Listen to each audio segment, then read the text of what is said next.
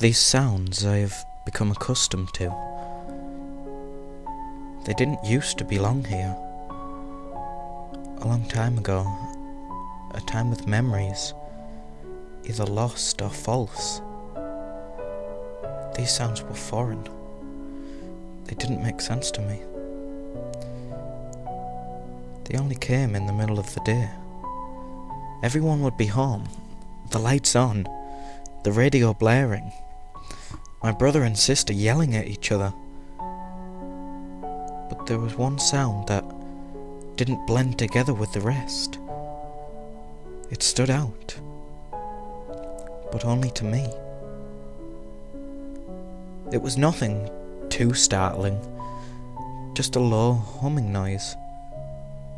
It just bothered me. I felt like it penetrated my ears, got into my head. I asked everyone else if they heard it, but of course the answer was no. My mother told me she would make an appointment to go get my ears checked. Well, I suppose that satisfied me. However, after a few hours, I couldn't help but complain again. The noise just wouldn't stop. So I turned up the music. That dulled the sound slightly, but I could still hear it. At this point, I couldn't take it anymore, so I decided to investigate.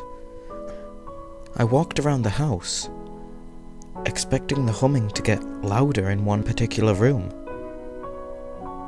I came to the kitchen. She was standing at the stove cooking. Immediately I was relieved. I realised it had been the stove the whole time. She finished cooking soon after and turned off the stove. But this confused and frustrated me, as once the stove was turned off, the humming persisted. I planned to tell my family as we sat down to dinner. So I sat down in my usual place, right beside my mother. The noise was louder than ever now. That's when I caught it. I looked over, and I didn't see my mother. There was a white being, I guess you could say that, sitting down in the chair next to me. It was hunched over, because from the look of its spine, it didn't have a choice. I fell out of my chair in horror. It looked straight at me. I say that hesitantly because it had nothing to look at me with. I think they were eyes at some point, but you could just see overgrown skin where the sockets were. There were random patches of long hair sprouting off its head. They were completely plastered to its face. It had no nose, only 2 diagonal slits. However, there was a mouth, but no lips. It was gaping open, like it had no jaw. All you could see was what was left of its teeth and tongue. I guess I'd finally discovered the source of the humming noise. The torturous noise was screaming out of its gaping mouth like a speaker. Of course, I ran out of the house. I ran until my lungs felt like they were full of acid. I stopped. My mind started working a bit.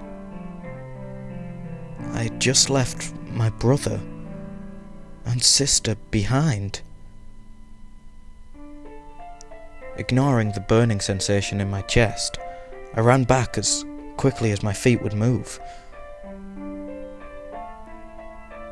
When I got back, I looked at my mother.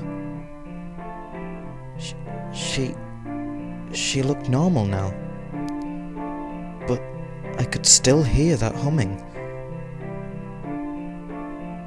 I grabbed my brother and sister by the wrists and pulled them away with minimal effort. They didn't say anything. They didn't even look at me. When we got outside, I yelled at them, "Run! We have to get out of here!" Then I hear it. The humming. It was coming from them too. It was too late to save them. Now I know that they had been like that for years. So now, here I am. I can't leave them behind. They're my family. I love them. I've gotten used to seeing their true forms out of the corner of my eye. I've gotten used to the sight of them digging through the skin over their eyes, though I don't know why they do it.